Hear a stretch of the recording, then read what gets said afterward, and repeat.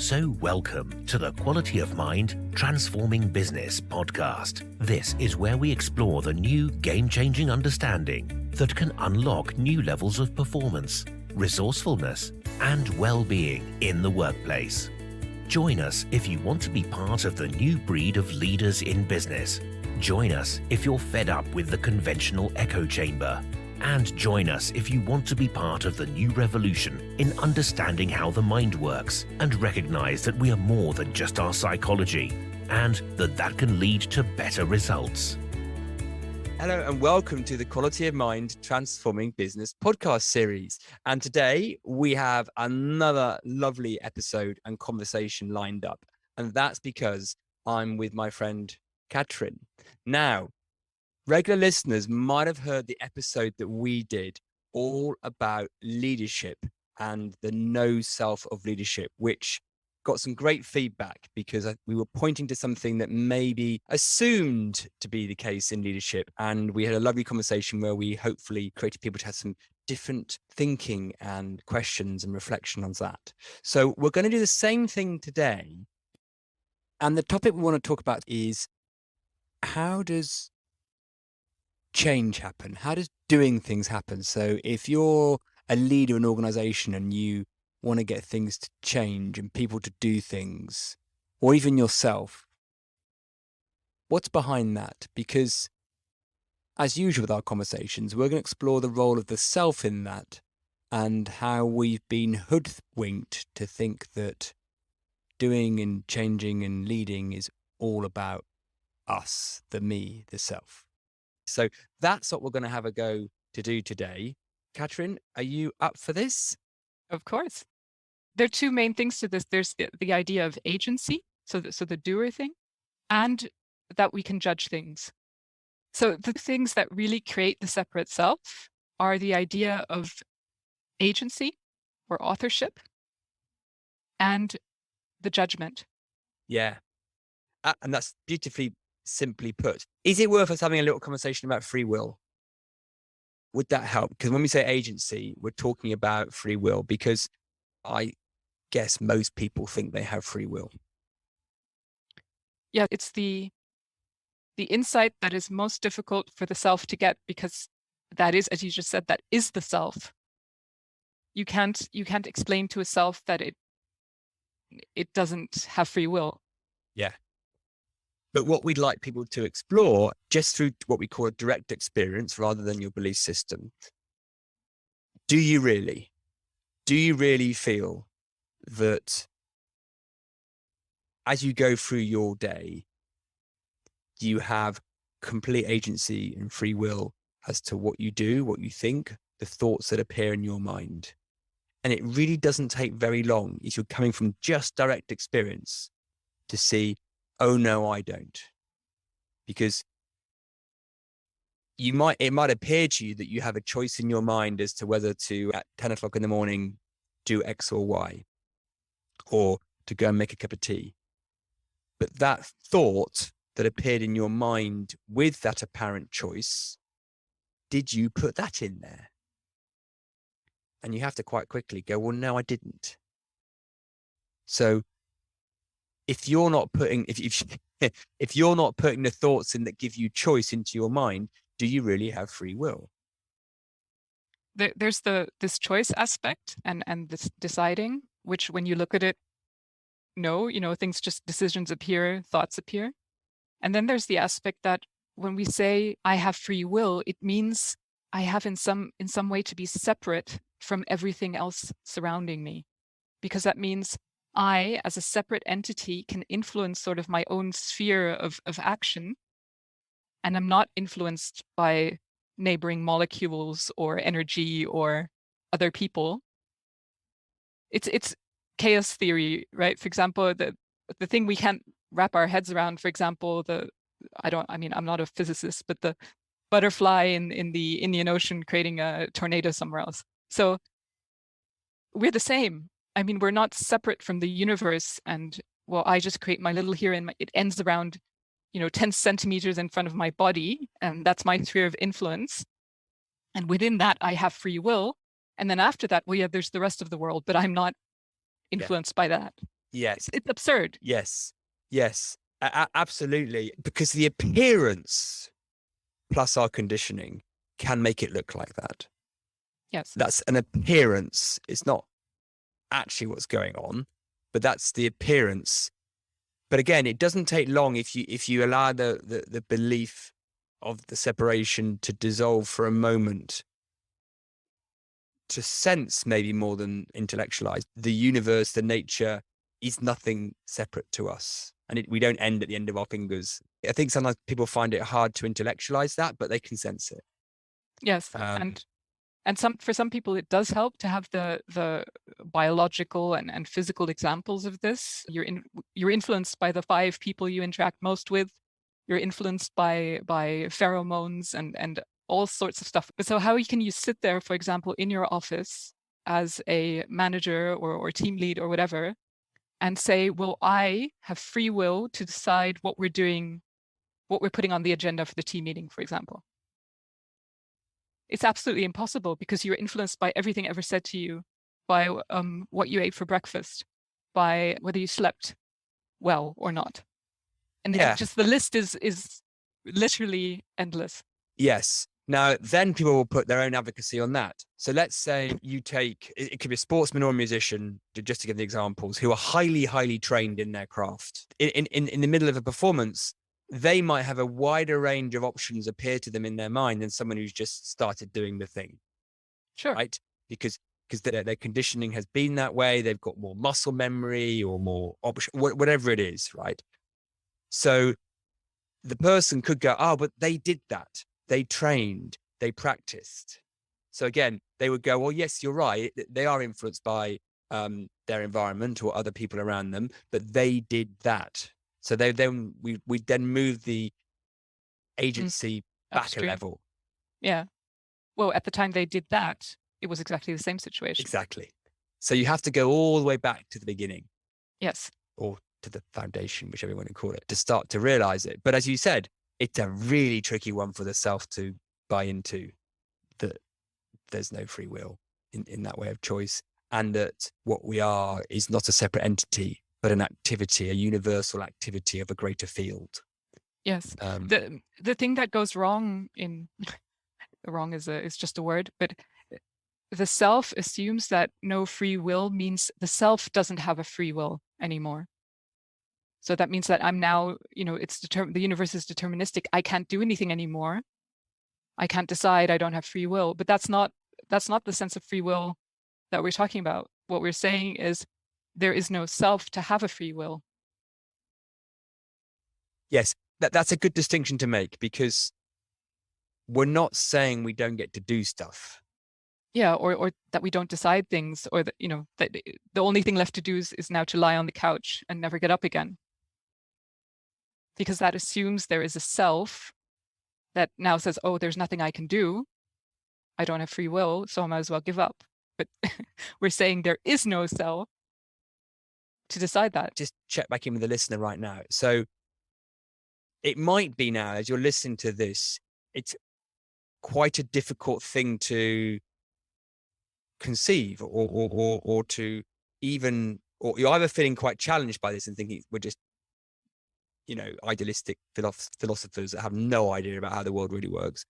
Or if you've gone a little bit more curious than that, you're almost, your self-mind is trying to understand what it's like not to have it, but it is it. So it struggles to know what it's like to not have itself. And because it starts then to create implications, and it starts to judge what it's hearing through its conceptual framework of what's clever and what isn't clever. So listeners, at the moment, a very microcosm of what we're talking about is happening for you, probably very likely. So in this moment, you can actually spot it happening real time as you're listening to us, as the self is trying to grapple with the idea of no self and not having agency and judgment. So I just wanted to point that out to show a real-time example. Yeah.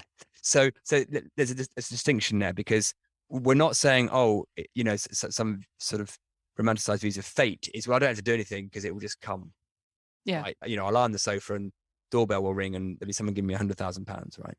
So we're not saying it's fate. We're not saying you don't get to decide stuff, because you do, because I decided to have blueberries for my breakfast. Yep. Yeah, I did. What we're saying is that wasn't what we might conceptualize the self as doing that. That wasn't It's me. programmed. For me, Yeah. the easiest way to say it is it's a multitude of millions of variables that are running on a huge system, and it's running itself, and we have nothing to do with it. There's no separate entity, in this, behind this dashboard, turning the dials and flipping the switches. So the common one on that is, well, I'm going to sort my programming out then. If you say programming, I'm an NLPer, right? Well, I was for many years, not anymore. I've given it up. But that's what NLP was about. You're saying it's programming. Brilliant. I knew you were going to say something I liked. Great. Well, I know what you're on about then, because I can sort programming out. Yeah, and that's the next defeat for the self. There isn't a programmer either. Yeah. So we've got programming, but there's no programmer. Yes. And this is very counterintuitive, because even, as you said, NLP, but many spiritual approaches, or many, basically, I would say 99.9% of all the approaches towards human behavior and freedom and happiness say there is something that you should go in and do, even if it's just meditating. Yeah. But let's use the same language phrasing. So there is doing, but there's no doer. Mm-hmm. Right? There is programming, there's no programmer. And that's the bit we want to point to.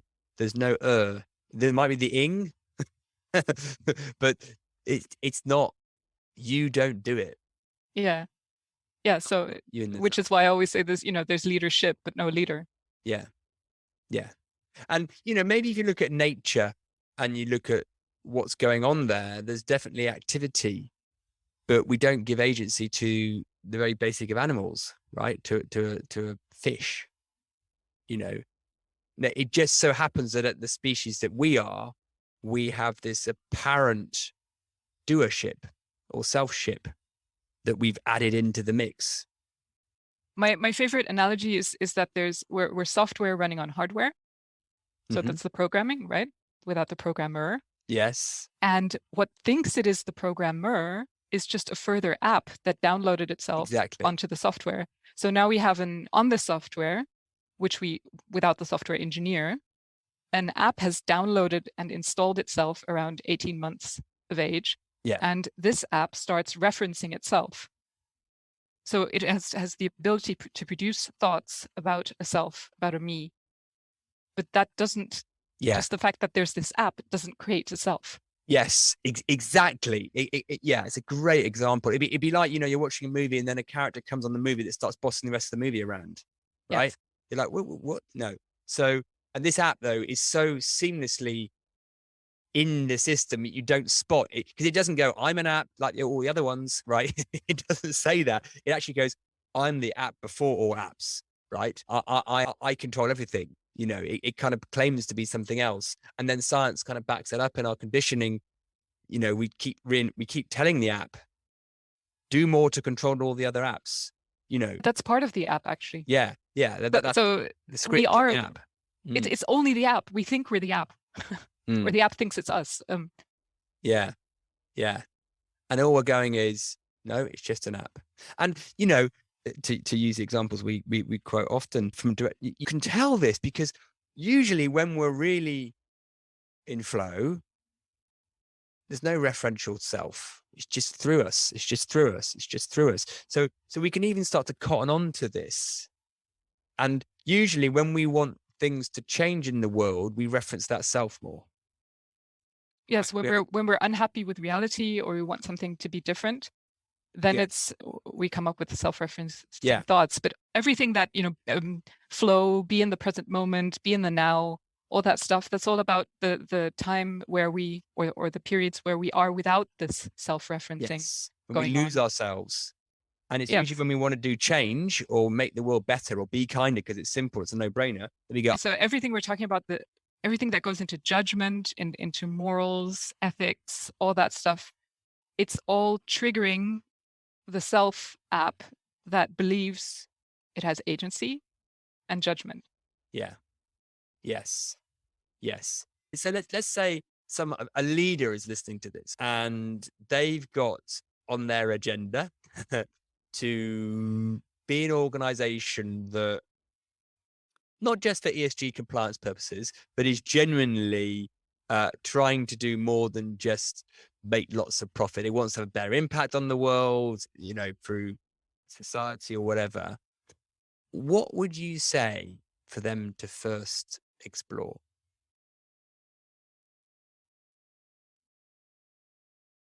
This is really difficult because I get asked this all the time, and it comes from the organizational development approach, which is right. We can do things to systems, and Exactly, yeah. Which is precisely the same mechanism as saying, well, I can do things to myself and change myself. Only now we're talking about the system or the whole organization. So for me, really, it always boils down to the same thing. The only thing that helps us really to be free is to look within and to find the selflessness within, because then the whole question of what can we do to the organization disappears and emerges. Then it's not change. Is the way we think about change. Just to take that word, for example, is we do things to something and then things happen. So there's causality behind it. There's time. There's people doing things to other people. So selves having agency over other selves. And from what we've just discussed, all of that doesn't make sense anymore. Yeah. Then it's just things happening. And this is almost impossible to describe in language because it just sounds funny. Yeah. And this is where when I'm talking to clients and by the time I've started to have a proper conversation with them, so not in sales mode, right? I get quite honest and say, I don't know quite how the middle bit works. But what seems to happen from my experience is once people have the inquiry into the nature of the self that you and I are pointing to, and it kind of dissolves lots of stuff. Yeah. Something then seems to emerge out of that where change, get back to that language, does happen. It does emerge. Now, I don't quite know how or why that middle bit works. Well, I've got theories on it, but there is a little bit of a leap of faith, because what you can't say is, aha, by investigating the lack of self, you will then create better change. Because that's almost sort of, again, trying to force our new way of thinking into an old model. But it does seem to happen, 9 times out of 10, that people, once they have this inquiry, there's a widening, there's a freedom, there's an emergence, there's a whatever word you want to put to it, that leads to things being different. And some of them are the ones they wanted, but a lot of them are just in new ways. They're like, oh, yes, but that was never on the cards. Yeah, so this also is something that we know already, but we never talk about. The nature of reality is change. Nothing stays the same for even a millisecond. Yeah. And we see this, nature changes all the time, but we have to do it. We have to create it. So the tree, trees grow and decompose, and cats meow, and things are changing and happening all the time. But somehow for human systems, no, we have to create it and manage it and do it and plan it or agilize it. But it's exactly the same. Why would the human system be any different from the system it's in? Yeah, it's exactly that, because it's so funny, isn't it? Because the organizational world is so set up to aim at outcomes, defined outcomes, right? Yeah. So the idea of doing something where you're saying, no idea what that outcome's going to be, right? Can't define it. And if we define it, we're putting agency and judgment into it, right? But just go for it anyway is surprised anyone ever works with us at all, actually thinking about it, because you will sort of say, no idea what's going to happen, but it does seem to turn up in just an amazing way. And people can look at that from their lives, can't they? So if people are really kind of slightly reflective, or a lot of the wonderful things that happen in life, weren't written on a piece of paper 5 years before as a life goal, right? They just kind of, poof, wow, that happened. Wow. And even if they were, they still just happened. Yes, but you didn't really do it, is what I'm trying to say. No, exactly. But that's the point, right? So, and it's exactly with the individual doer, it's the same thing. But I think I said change management is dead, long live change. Because change it's the case if you look at anything for more than 2 seconds, it's changing. And now when I look back on my career also in organizational development, change management, I think we were spending so much effort trying to make ourselves believe things were not changing. And then we needed change management to solve for the fact that things weren't changing. Yeah. Yeah. And what they really mean is change them in the way I want them to change, right? Because everything's always changing. Change is the only constant. I mean, time's a construct. So the fact that, in a way, change, even if you see the time's a construct, you can't even really have change because it's an odd word. Because how can, if there's no, because, the past and the future are only in the mind, right? No one's experienced the past or the future without the mind. People might say, well, they're only happening now, but there's no now really either. So if we go back upstream again, the whole idea of change as a concept only makes sense downstream. But again, it comes back to the idea of an organization wanting to go from A to B and going, that's change. We need to transform. Yeah. And now we're back to the very beginning, because is this change kind? And this is where you get 50 different consulting agencies and 20 different leaders and 10 different coaches, all promoting different things and different solutions. And there is no answer. And I think that's what plurality and diversity and all this stuff coming into our lives more and more now makes unavoidable, that we come to the conclusion that there's no answer at that level anymore. Maybe when we grow up and worked for one company for 40 years and had a clear career path, and when everything was nice and pre-Second World War or whatever time we're talking about, we could keep these illusions alive for longer. But now with things like VUCA and everything changing fast, and the person next to me doesn't have the same ideology or beliefs that I do anymore. Yes. We are going to have to catch up with this understanding.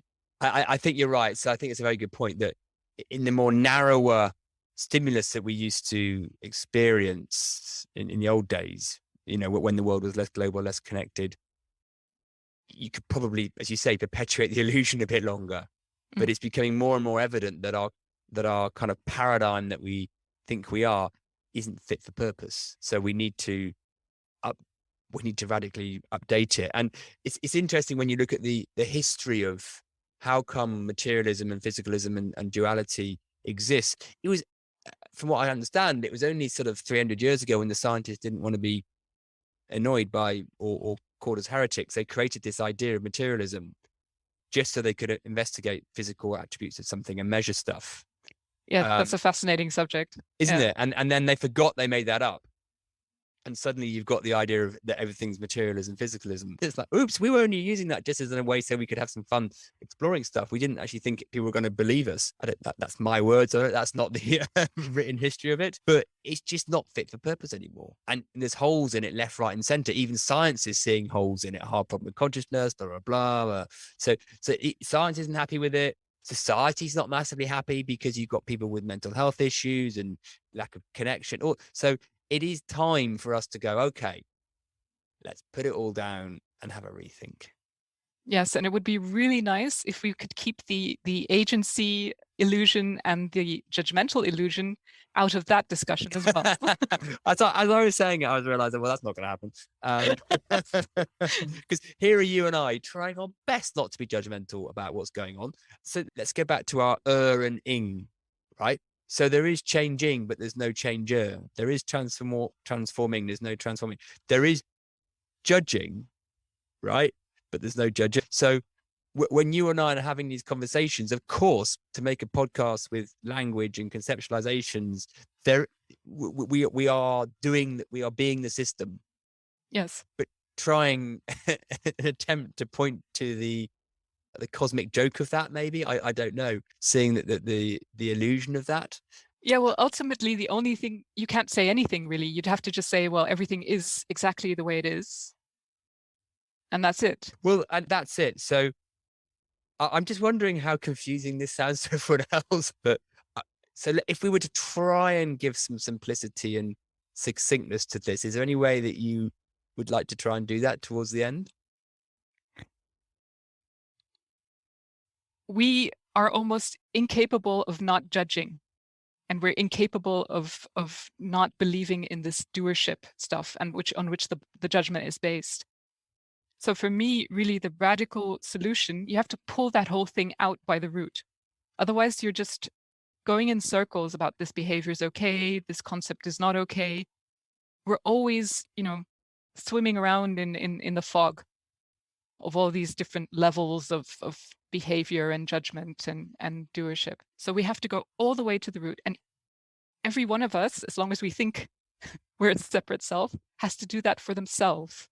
And you can get help with this, but ultimately you have to do it for yourself and see it for yourself. And the result is that all this mucking around in the cultivate these 15 things or follow these 12 rules becomes utterly insignificant. It just falls away. The whole problem disappears. Yeah. The clarity does emerge, doesn't it? And there's a dissolving and that's what we were looking for. Yes, exactly. And it's all based on this idea of agency, which is pulled out of the idea of, which comes from the idea that the mind or the self is, in a way, it's pulling the territory out of the map because it thinks it is everything. And when we start to recognize and realize it's not an intellectual get this ever, is it, that's not what's going on, it just changes how it looks. And it's quite a intangible thing for us to say to people until they've experienced some of it. But I guarantee there'll be people listening to us, despite our rubbish ways of articulating it, who will be sort of nodding and resonating with this at some level, even if they don't know why. Because I do think there's something that people go, there's something not quite sinking at the moment. They don't know what it is. And what I would say to people is that if you get a resonance with that, just go with that, to be open to tear at the rule book on everything about you see about the self and reality and consciousness, and have a fresh look. And then something sort of helps you out with that, doesn't it? There's a sort of a travelator, there's a movement where things start to loosen a bit.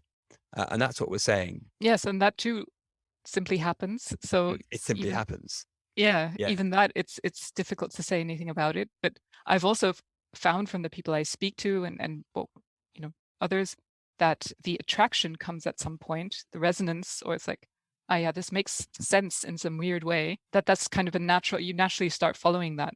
Yeah, you do. And I think it doesn't make sense in the traditional way where you can articulate it nicely and put it in a box and tie a ribbon on it.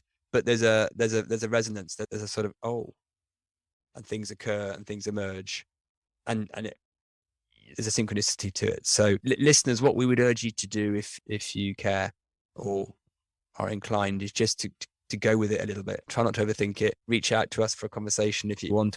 There's a lot more than first comes to mind. I think there's so much behind this, and all we're trying to do is just to slightly nudge people in a direction by pulling the rug under the feet of some of the very, very invisibly, innocently held ideas that we might have.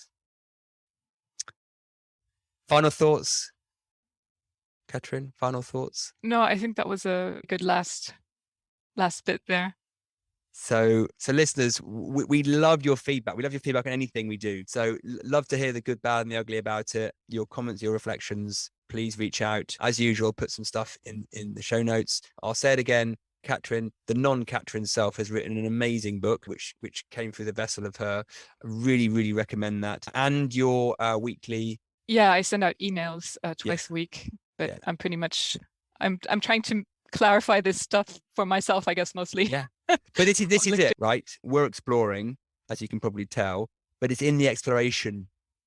There's the richness, is in the exploration. It's not an answer. I don't think there's some answers. You can go, right, there I am.